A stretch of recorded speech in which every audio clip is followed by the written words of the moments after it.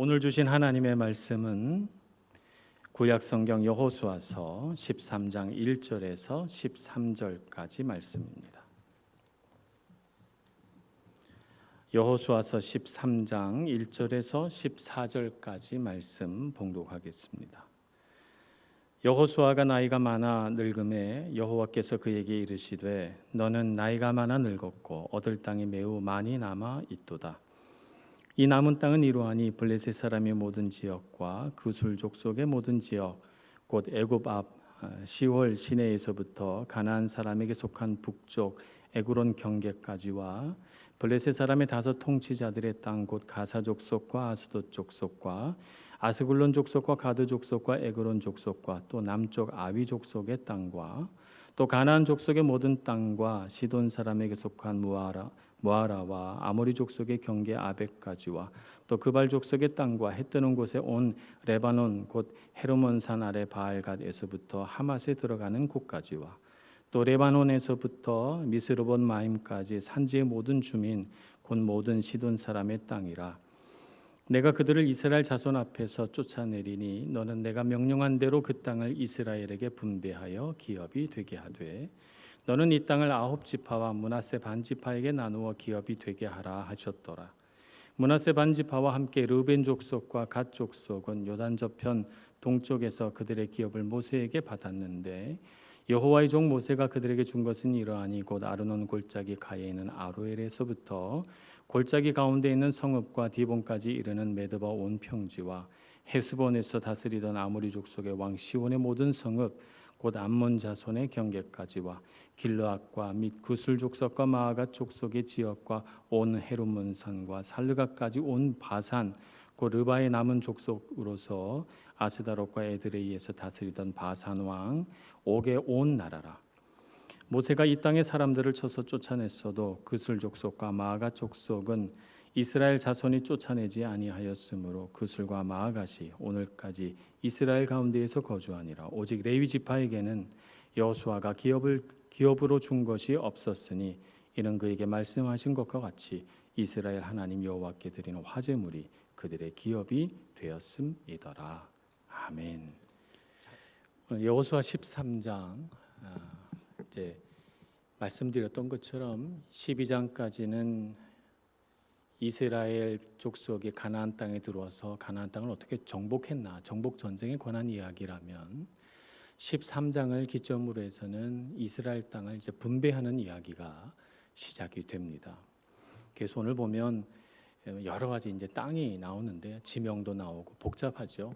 사실은 우리 지역을 알고 지도를 짚어가면서 이렇게 우리가 성경을 읽으면 훨씬 유익하고 이해도 쉽고 그런데 설교 시간이 그렇게 하기가 어려우니까 오늘 이 말씀을 통해서 하나님께서 무엇을 우리에게 가르치시려고 하는가라고 하는 하나님의 메시지 그거를 잡고 가고자 합니다. 오늘 13장 1절 말씀에 보니까 여호수아가 나이가 많아 늙음에 이렇게 말씀이 시작이 됩니다. 또 하나님께서 그에게 이르시되 너는 나이가 많아 늙었고 라고 또 한 번 더 말씀하세요. 1절에서. 그래서 우리는 이런 생각을 하게 됩니다. 12장 말씀에서부터 13장까지 갑자기 시간이 많이 흐른 것일까? 그러니까 어떤 시간의 어떤 공간을 훌쩍 뛰어넘어서 이 여호수아가 나이가 많은 시대로 온 건가? 이런 생각도 들게 되고 또 다른 한편으로는 그게 아니라면 여호수아가 갑자기 기력이 쇠해서 그 전에도 나이가 많았는데 나이가 많다고 언급함으로써 이제 그가 뭔가 이제 할 일이 다 끝났다 이런 것을 의미하는 걸까? 이런 생각을 하게 됩니다. 그래서 여호수아가 나이가 도대체 몇 살쯤 됐을까 한번 추측해 보는 것도 재미있을 것 같아요. 14장에 보면 갈렙이 이렇게 얘기합니다. 내 나이가 지금 85세인데 가데스 바네아에서 가나안 땅을 정탐할 때 내가 40세였다. 근데 하나님께서 나와 동행하셔서 그때로부터 지금 85세까지 45년 동안 나를 강건하게 하셨다 이런 고백을 해요. 가데스 바네아가 광야 생활 시작한 지 2년째 되던 해였기 때문에 그 뒤로 38년을 광야 생활을 더 합니다. 하나님이 40년 광야 생활을 하라고 해서요. 그러니까 45년에서 38년을 빼면 7년 나오잖아요. 그래서 가나안 정복 전쟁의 기간은 7년입니다. 그러니까 시간이 갑자기 많이 흐른 건 아닙니다. 여호수아가 가나안 정복 전쟁을 시작했을 때도 뭐 70대 중반 정도 됐을 거라고 보죠. 지금은 여호수아가 80세가 넘었다고 보는 것이 거의 정확할 것 같습니다. 여호수아가 갑자기 기력이 쇠했나? 그것은 아닙니다. 여호수아가 110세에 죽어서 하나님께로 가거든요. 80세라고 가정을 해본다면 30년 동안 더 강건하게 살면서 이스라엘 백성들을 잘 인도하고 지도합니다. 지금 여호수아가 갑자기 기력이 쇠한 건 아니에요. 그런데 왜 나이가 많아 늙음에라고 하는 말을 이렇게 두 번이나 반복하는가? 이제 땅을 분배해야 될 때가 이르렀다는 것입니다. 땅을 분배해야 될 때가 이르렀기 때문에 여호수아의 나이나 몸 상태로 볼 때는 정복 전쟁을 계속한다는 것은 이제 그에게 맡겨질 임무가 다 한 것이다. 이제는 여호수아가 땅을 분배하는 일들을 지금부터 해야 된다라고 말씀하려고 이 말씀을 하는 거죠. 정복 전쟁을 멈추고 땅을 분배하자는 것입니다. 그런데 오늘 말씀에 보니까 13장에 땅을 분배하자는 이야기가 지금 전개될 예정인데 정복되지 못한 땅을 한참 언급을 합니다. 7절까지 다 정복되지 못한 땅들의 이야기예요. 해변에 있는 땅과 또 블레셋 사람들의 땅과 블레셋 사람들 중에서도 블레셋 사람들이 다스리던 5지역, 이 5지역은 우리가 굉장히 자주 나오기 때문에 기억해 둘만 하죠. 가사와 에그론과 에스글론과 아스돗과 뭐 이런 에그론 뭐 이런 지역들을 쭉 언급을 합니다. 또 북쪽에 있는 여러 지역들 뭐 이런 지역들을 이제 언급을 하죠. 보통 우리는 이렇게 생각합니다. 땅을 분배할 때는 땅을 다 차지하고 정복한 다음에 그런 다음에 땅을 분배하는 거 아닐까? 우리는 이렇게 예상을 했는데 여호수아서를 읽어보니까 땅을 다 정복하지 않았는데 분배가 시작이 됩니다. 그래서 땅을 나누어 주는데 정복한 땅과 정복하지 못한 땅을 함께 묶어가지고 그냥 어떤 지역을 줄로 이렇게 그어서 각 지파에게 나눠주는 거예요. 하나님은 왜 다 정복하기도 전에 분배하라고 하실까 궁금합니다. 왜 그렇게 하시는 것일까요? 왜냐하면 정복하는 데 시간이 너무 많이 걸리기 때문이죠. 다 정복한 다음에 땅을 분배하려고 하니까 시간이 너무 많이 걸려요. 그리고 여호수아는 나이가 많아서 이제 그의 임무가 다 한 거예요. 그러니까 이제 여기까지 땅을 정복하고 이제 대세는 가나안이 이스라엘 백성들의 땅이 되었으니까 대세는 이스라엘 백성들이 되었으니까 이제 땅을 지파별로 분배하고 그 남은 정복하지 못한 지역은 그들이 앞으로 차차 정복하도록 하자. 그러면서 내가 이스라엘 자손 앞에서 그들을 반드시 쫓아내겠다. 하나님께서 이렇게 약속하시면서 분배가 시작이 됩니다. 지도자는 지나가고 임무는 남아 있습니다. 사람은 나이가 들어 죽으니 유한하고 하나님께서 이스라엘 백성들에게 품으신 뜻은 여전히 계속되고 있으니 하나님의 비전과 계획은 무한합니다. 우리가 이 사실을 잊지 말아야 합니다. 사람은 유한한 존재이기 때문에 반드시 그냥 자기에게 맡겨진 일들이 끝나면 간다는 거죠. 그러나 하나님은 그 사람이 죽었다고 해서 그 일이 거기서 끝나는 것이 아니라 계속된다는 것이죠. 그렇게 해서 하나님의 뜻은 하나님이 정한 때에 하나님이 완성시키신다는 거예요. 사람은 자기가 시작하면 자기가 완성해야 되는 줄 알아요. 모세는 자신이 출애굽시켰기 때문에 가나안 땅에 들어가는 것도 자기가 맡아서 해야 된다고 생각을 했어요. 근데 하나님 어떻게 하셨습니까? 출애굽은 네가 했지만 가나안 땅에 들어가는 것은 너에게 맡기지 않겠다고 하셨어요. 그래서 가나안 땅에 못 들어가고 요단강 넘어가 보이는 느보산에서 가나안 땅을 바라보며 안타깝게 자기 생을 마감합니다. 하나님이 모세 미워서 그렇게 하신 거 아니고요. 그냥 모세에게 맡겨진 일이 거기까지고 사람은 유한하기 때문에 자기 욕심대로 다 할 수는 없는 거예요. 여호수아에게 말씀하십니다. 여호수아는 이렇게 생각했어요. 가나안 땅 정복의 역사를 내가 시작했으니까 가나안 땅에 모두 정복하는 걸 내 손으로 맞춰야지. 이렇게 생각했다면 오산이라는 것이죠. 정복 역사를 여호수아가 시작했지만 그러나 그 모든 것을 완성하시는 것은 하나님이시지 사람이 내가 시작했다고 내가 마치는 것은 아니라는 거예요. 그래서 우리는 인생의 어떤 일들을 우리가 시작을 하고 어떤 일들에 내가 발을 담그고 했어도 무엇을 바라봐야 합니까? 하나님의 뜻이 무엇인가? 내 욕심으로는 내가 시작했으니까 내가 결말 맺고 이것이 이렇게 잘한 것이 내 공이라고 사람들에게 말하고 싶기도 하지만 하나님의 뜻은 다를 수 있다. 사람은 유한한 존재라서 자기 욕심대로 다 가질 수 없고 이루시는 분은 하나님이시고 완성하시는 분도 하나님이시고 마침표도 하나님이 찍으신다는 것을 우리가 기억해야 되겠습니다. 여호수아는 늙을 때까지 충성을 다하고 많은 일들을 이루었지만 여호수아에게 맡기신 하나님의 뜻은 여기까지입니다. 이제 그 이후의 일들은 하나님께서 이루어 가실 것입니다. 하나님의 나라를 세우는 하나님의 비전과 계획은 이렇게 모세의 때에 다르고 여호수아의 때에 다르고 여호수아 이후의 때도 다릅니다. 각 세대마다 다른 비전을 주시고 다른 계획을 세우시고 하나님께서는 이 모든 일들이 순차적으로 다 이루어져 가서 하나님이 원하신 뜻들이 완성되도록 그렇게 인도해 가십니다. 그러므로 우리는 이렇게 생각해야 돼요. 우리 인생을 바라볼 때 오늘 말씀을 보면서 나에게 주신 하나님의 비전은 뭘까?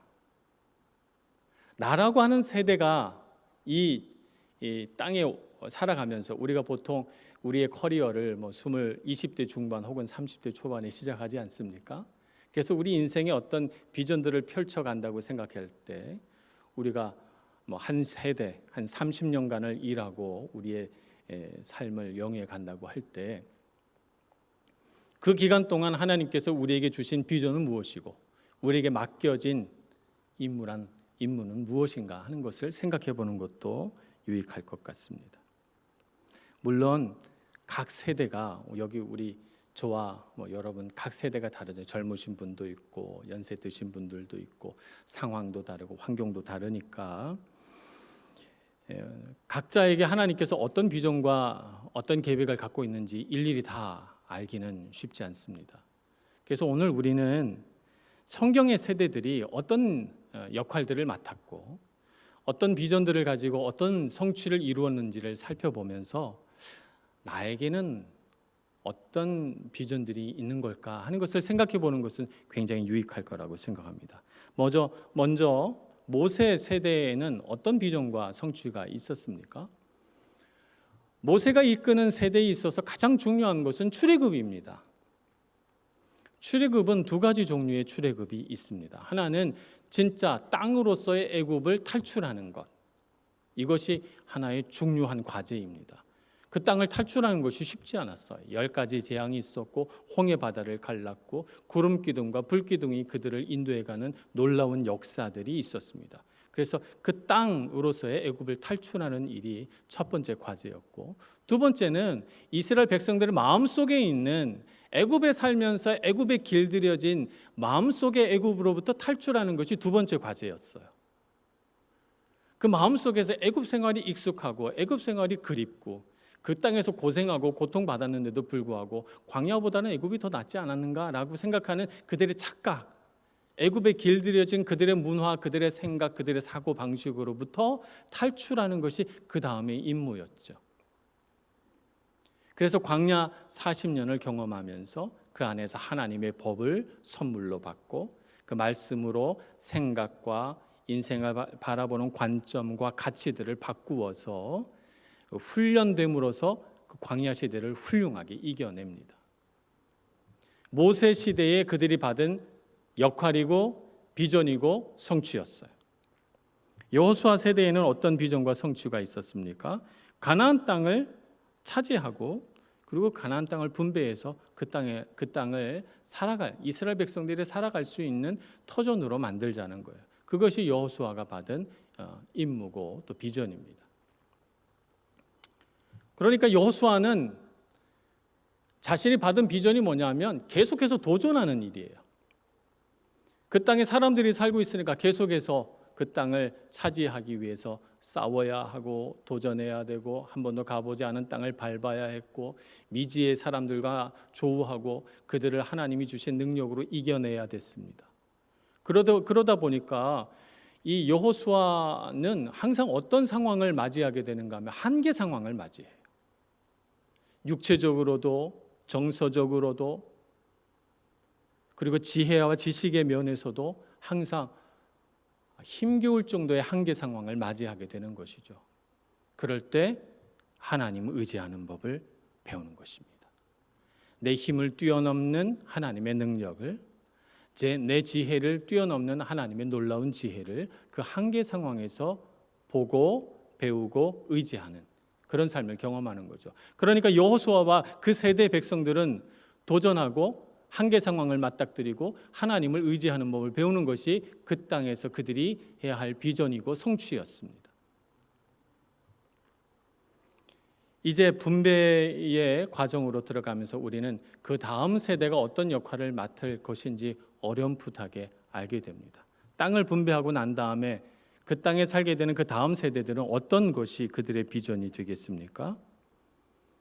가나안 땅에서 잘 사는 겁니다. 가나안 땅에서 하나님 뜻대로 잘 사는 것. 광야에서 그들이 받은 법대로 하나님의 법을 세워서 하나님의 나라의 문화를, 하나님 나라의 그런 사회 체계를 만드는 것이죠. 그들이 광야에서 이스라엘 정복 역사에서 배웠던 신앙의 유산들을 계승해서 그들이 살다가 어려운 일을 겪으면 하나님을 의지하고 그들이 지혜가 부족하면 하나님께 나와 묻고 하나님의 법으로 풀어내는 그런 삶을 그 땅에서 살아가는 것입니다. 그리고 아직 정복되지 않은 땅, 오늘 언급된 이 땅들을 또 하나님 뜻대로 싸워서 개간해내고 차지하고 하나님의 것으로 올려드리는 것입니다. 말하자면 그 땅에 하나님 나라를 세우는 것, 신앙의 바탕을 둔 사회 문화를 만드는 것이 그 다음 세대가 해야 될 일이라고 보여집니다. 자, 이제 하나님께서는 정복된 땅과 정복되지 않은 땅을 섞어가지고 각 지파별로 다 분배해 주십니다. 이것이 이스라엘에게 주신 기업입니다. 그 기업 그러면 다 정복된 땅만 받은 것이 아니라 정복되지 않은 땅까지 다 묶어가지고 기업이라고 주셨습니다.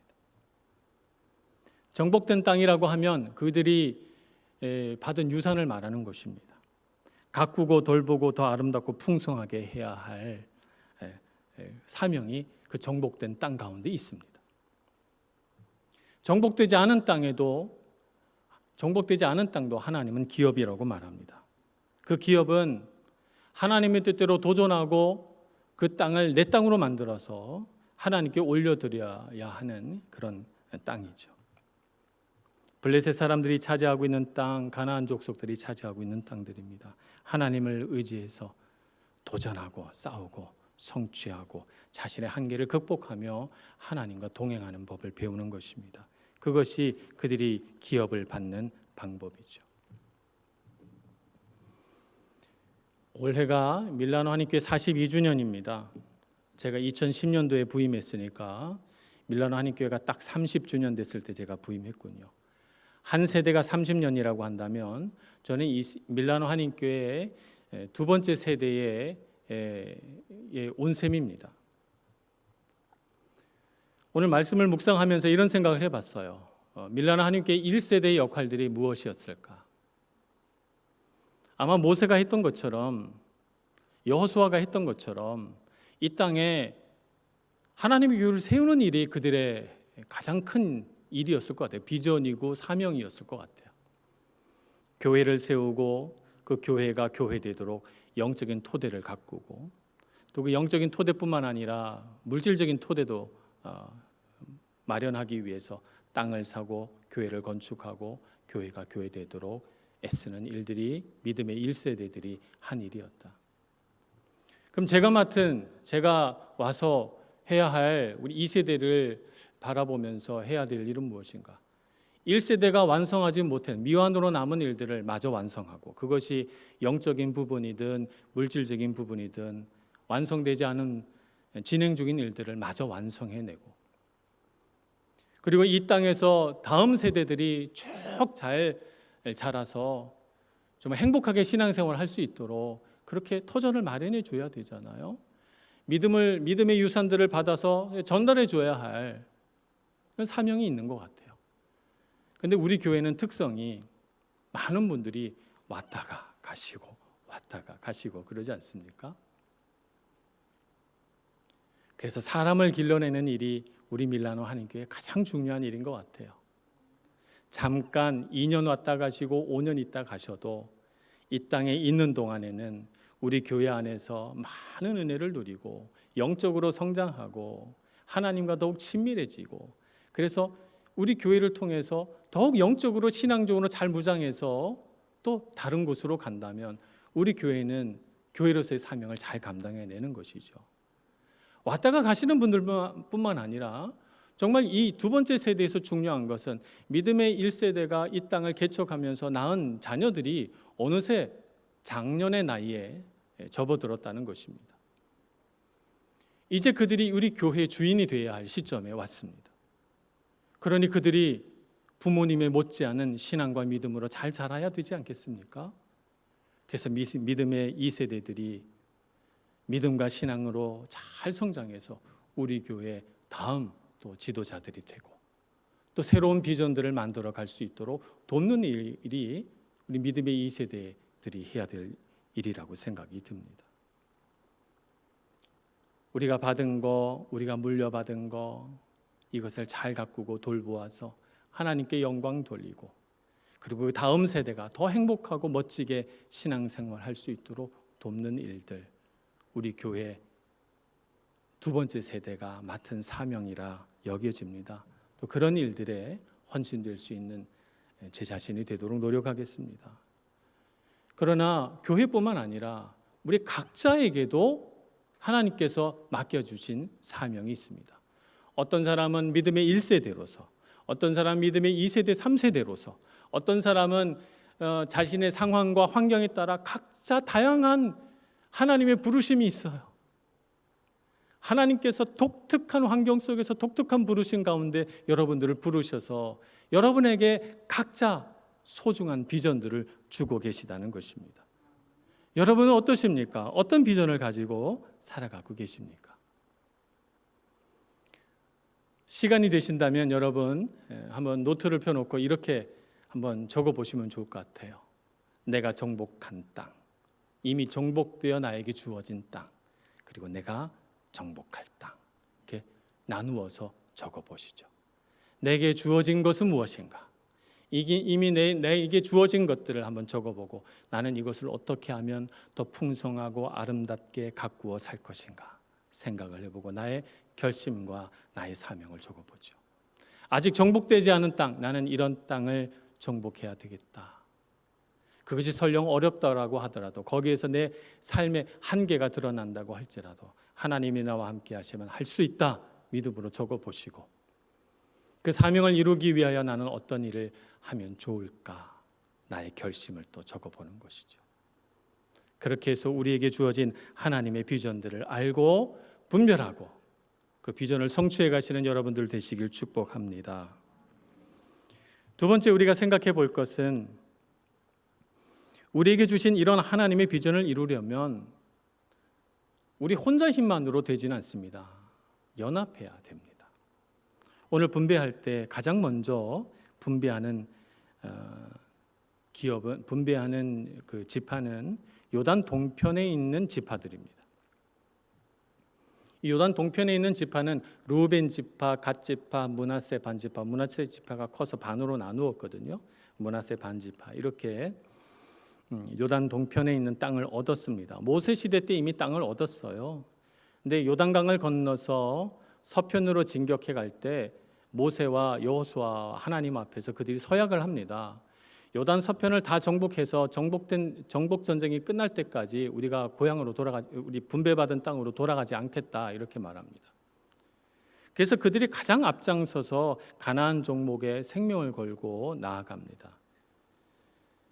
그래서 그들이 이제 분배가 시작이 될 때 가장 먼저 그들 땅부터 분배를 해주는 것이죠. 요단 서편에 있는 땅을 이미 다 얻었으니까, 요단 동편에 있는 땅을 이미 다 얻었으니까 나는 목숨 걸고 서편까지 나가서 싸울 필요가 없지 않나. 서편에 정착할 지파들이 자기들끼리 노력해서 해야지. 이렇게 생각하지 않았습니다. 자신이 받은 기업에만 집착하지 않고 다른 지파들이 기업을 얻을 수 있도록 힘을 보태고 생명을 걸고 그들과 함께 해 주었습니다. 연합한 것이죠. 다른 지파들이 기업을 얻어서 잘 되는 것이 요단 동편에 있는 두 지파 반에게도 좋은 일입니다. 역사적으로 살펴보면 그런 일들이 참 많이 있어요. 예를 들자면 사울 왕이 된 지 얼마 되지 않았을 때 일입니다. 암몬 사람 나하스가, 암몬 사람은 요단 동편에 있는 사막 민족이에요. 아주 강인한 민족입니다. 이 암몬 족속 중에 나하스라고 하는 왕이 출현을 해서 요단 동편에 있는 길르앗 사람들에게 항복하라고 합니다. 그래서 그들의 눈을 뽑고 코를 베고 귀를 자르겠다고 그렇게 말을 해요. 이 무시무시한 협박 속에서 길르앗 사람들이 두려워합니다. 그래서 도움을 요청했는데 아무도 도와주지 않아요. 이 소식을 들은 사울이 의분이 가득 차서 자신이 밭에서 갈고 있던 소를 잡아서 각 지파에 그 조각들을 보내면서 다 모이라 이렇게 말합니다. 그래서 요단 서편에 있는 9지파가 다 모입니다. 모여서 암몬 사람 나하스로부터 이 길앗 야베스 사람들, 말하자면 요단 동편에 있는 사람들을 구출해냅니다. 연합하면 승리합니다. 믿음의 동력자들을 돕는 것은 곧 나를 돕는 것입니다. 우리 인생을 잘 사는 비결은 나만 잘 살면 되지라는 생각 속에 살면 우리 인생 잘 되는 게 아닙니다. 함께 잘 살아야 잘 사는 겁니다. 남을 돕고 믿음의 동력자들과 연합하고 교회 일을 할 때 함께 해 나가는 것이야말로 내가 잘 되는 길입니다. 함께 동력함으로써 내 능력이 개발되고 연합함으로써 내가 다른 사람과 연결돼 있고 그 사람이 나를 도울 수 있고 나도 그들을 도울 수 있다는 것을 알므로써 하나님의 사랑이 어떻게 흘러가는지 그 하나님의 사랑의 관계들을 배우게 됩니다. 그래서 우리는 연합해야 됩니다. 이스라엘 백성들도 각 지파에게 주어진 기업 안에서 내게 정복되지 않는 땅 내 지파 안에서 해결해야지 이렇게 하지 않고 연합해서 정복해야 됩니다. 그런데 사사시대에 이 남은 땅들을 정복한 이야기가 사사시대에 나오는데 사사기에 나오는데 사사시대의 가장 큰 문제가 뭐냐 하면 연합하지 않는다는 거예요. 연합하지 못한다는 것입니다. 처음에는 연합하여 싸우는 듯 하더니 나중으로 가니까 연합해서 싸우지 못하고 각 지파별로 다 그냥 서로 자기 정복되지 않은 민족들하고 싸우다가 급기야는 어떤 상태까지 가냐면 이스라엘 지파끼리 싸워요. 그래서 사사기의 마지막은 이스라엘 지파들이 한 지파를 거의 멸족시킬 뻔한 이야기로 끝납니다. 베냐민 지파 말입니다. 싸워야 할 우리의 원수와 적은 어디에 있습니까? 외부에 있습니다. 블레셋과 싸워야 하고 가나안 족속들과 싸워야 하는데 이스라엘 백성들이 연합하지 못하니까 내부적으로 균열되고 그 안에서 갈등을 일으켜서 자기들끼리 싸우는 거예요. 이것은 하나님 나라에 절대로 유익한 일이 되지 못합니다. 우리는 연합해야 됩니다. 믿음으로 연합하고 동력자들과 함께하고 믿음으로 함께 싸워가야 됩니다. 누구와? 하나님의 나라를 이루는 것을 방해하는 악한 원수들, 사탄들과 싸워내고 우리의 삶을 에워싸고 수많은 역경과 삶의 도전들과 싸워내야 됩니다. 우리의 동력자들과 싸우는 것이 아닙니다. 그러니 여러분 함께 연합합시다. 연합해서 주님께서 주신 비전을 이루어 갑시다. 하나님의 뜻을 이루어 가시는 여러분들 되시길 축복합니다. 세 번째 우리가 오늘 말씀을 통해서 배울 수 있는 것은 우리에게 주신 하나님의 기업을 잘 가꾸려면 신앙의 구심점이 필요하다는 것입니다. 이스라엘 민족의 공통 분모는 혈통이나 핏줄이 아닙니다. 사실 아브라함의 자손이라고 해서 혈통으로 민족이 이루어졌지만 성경을 가만히 읽다가 보면 하나님은 그 혈통과 핏줄을 그닥 귀중하게 생각하지 않는 것 같아요. 그래서 성경에 보면 몇 번이나 하나님이 이스라엘 백성을 다 없애버리고 새로운 민족을 만들까 이렇게 생각하는 장면들이 나오고, 또 하나님의 말씀을 거역하거나 믿음을 버린 사람들에 대하여 하나님께서 얼마나 엄하게 다루시는지를 보면은 하나님이 혈통과 핏줄보다는 다른 걸 더 귀하게 여기신다고 하는 것을 알 수 있습니다. 이스라엘 민족의 공통 분모는 신앙과 믿음이에요. 그 신앙과 믿음 속에서 그들이 경험한 역사적인 경험, 그 영적인 경험이 그들의 공통 분모인 것이죠. 각 지파가 기업을 분배받았을 때 유일하게 기업을 분배받지 못한 지파가 있습니다. 레위 지파입니다. 레위 지파에게는 기업을 주지 않았어요. 레위 지파에게는 이렇게 말씀하셨습니다. 하나님의 것으로 너의 기업을 삼으라. 예배를 드리고 제사를 드린 뒤에 나오는 화제물이 너의 기업이 될 것이다. 이렇게 말씀하셨어요. 그래서 레위 지파에게는 땅을 주지 않았습니다. 땅을 주지 않고 각 지파 안에 도피성이라든지 혹은 그 지파 안에 있는 주요 성읍들에 흩어져서 살게 했습니다. 그래서 12지파 가운데 다 흩어져 가지고 레위 지파가 살게 돼요. 이 레위 지파가 맡은 일이 무엇입니까? 하나님의 말씀을 가르치고 하나님의 말씀을 필사해서 기록하여 후세에 남겨주고, 또 제사를 드리고 예배를 인도하고, 또 성막에서 봉사함으로써 하나님의 백성이 사는 곳은 어디든지 레위 사람을 구심점으로 해서 신앙의 그 본류, 신앙의 정체성을 지켜나가는 일들을 하라는 것입니다. 이스라엘 백성들이 공통 분모가 신앙과 믿음이라면 이 공통 분모가 되게 하는 사람들이 누구예요? 레위 사람들이에요. 레위 지파 사람들입니다. 하나님 중심의 삶을 이끌어가는 사람이 바로 레위 지파입니다. 우리에게 필요한 사람이 누구입니까? 레위 지파입니다. 여러분 모두 레위 사람들이 되시기를 축복합니다. 이스라엘 백성이 우상 숭배에 빠지지 않도록 그들을 붙들고 하나님의 인도하심 따라 그 땅에서 잘 살도록 만들 책임이 있는 사람, 그 구심점이 되는 사람이 바로 레위 지파입니다. 신명기 8장에 보면 하나님께서 이렇게 말씀하십니다. 신명기 8장 11절 하나님의 염려가 여기 기록되어 있습니다. 내가 오늘 내게 명하는 여호와의 명령과 법도와 규례를 지키지 아니하고 내 하나님 여호와를 잊어버리지 않도록 삼갈지어다. 내가 먹어서 배부르고 아름다운 집을 짓고 거주하게 되며 또 내 소와 양이 번성하며 내 은금이 증식되며 내 소유가 다 풍부하게 될 때에 내 마음이 교만하여 내 하나님 여호와를 잊어버릴까 염려하노라. 이것이 하나님의 염려예요.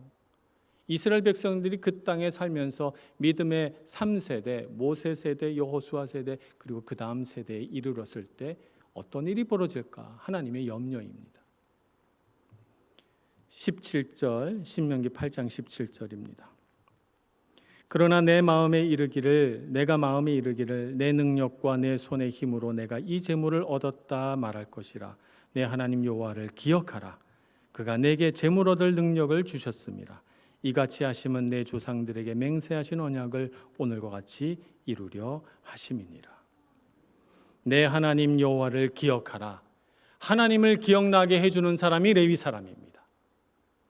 하나님을 기억합시다. 레위 사람이 됩시다. 우리 가정에서 레위 사람이 됩시다. 우리 기업에서 레위 사람이 됩시다. 우리 교회에서 레위 사람이 되고 우리 소그룹에서 우리 공동체에서 레위 사람이 됩시다. 그래서 우리 믿음의 공동체에서 우리 자신이 믿음과 신앙의 구심점이 되도록 해야 될 것입니다. 그러나 살다가 보면 나도 믿음이 흔들리고 넘어질 때가 있잖아요. 내가 연약해지고 내가 넘어지고 내가 레위 사람이 될 수 없는 그런 환경과 상황 속에 있다면 우리는 어떻게 해야 됩니까? 레위 사람을 봅시다. 레위 사람을 만납시다. 그의 손을 붙듭시다. 그래서 우리가 넘어진 상태에 그대로 있지 말고 하나님께 연결돼야 되겠습니다. 누구를 통해서? 레위 사람을 통해서. 그래서 우리의 삶을 이겨내고 신앙의 구심점을 회복해서 우리에게 복 주시고 우리를 신비롭게 은혜롭게 인도해 가시는 하나님을 더욱 의지하는 삶을 살아가기를 소원합니다. 그렇게 할 수 있도록 믿음으로 비전을 가지고 계속해서 도전하고 연합하고 레위 사람이 되어 가시는 여러분들 되시길 축복합니다. 기도하겠습니다. 모든 만물의 주인 되신 하나님 아버지, 우리에게 살아갈 땅을 주시고 그 땅에서 하나님의 뜻을 바라보며 살게 해주셔서 감사합니다. 우리가 가진 것이 결코 우리의 노력으로만 된 것이 아님을 깨닫습니다. 하나님의 은혜로 이루어진 것임을 잊지 않게 해주옵소서. 우리 삶 속에서 하나님을 가장 귀하게 여기는 우리 모두가 되게 해주시고 우리를 섬세하게 인도하시는 하나님의 뜻을 잘 분별하여 우리를 향하신 하나님의 비전을 성취하는 새 세대가 되게 해 주옵소서. 예수님의 이름으로 기도합니다. 아멘.